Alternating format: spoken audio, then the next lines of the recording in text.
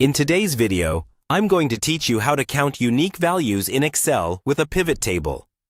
We'll walk through this together step by step, so by the end, you'll know exactly how to take a list of data and find out how many distinct items it contains, without double counting repeats. First, open your Excel file and make sure your data is set up as a proper table. That means each column should have a clear header, like Customer, Product, or ID. And there should be no completely blank rows in the middle of your data.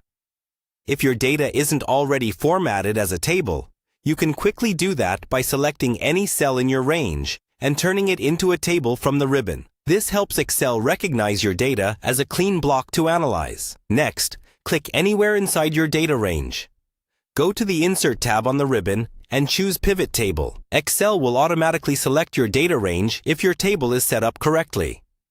In the dialog box that appears, choose where you want the pivot table to be placed.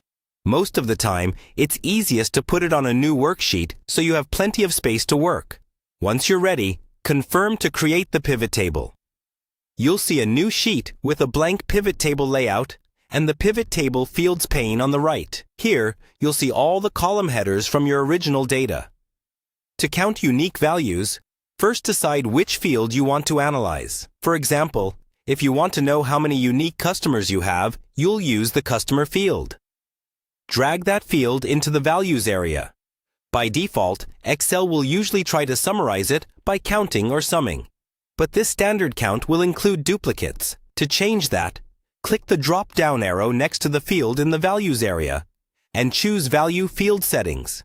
In the dialog that opens, look for the Distinct Count option. Select it and confirm. Excel will now calculate the distinct count of that field, giving you the number of unique values instead of counting every single occurrence.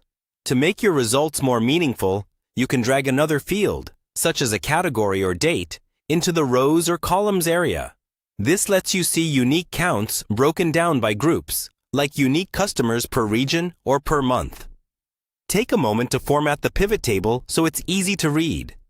You can adjust column widths, add a clear title above the table, and apply a pivot table style from the Design tab to make it stand out. And that's all there is to it.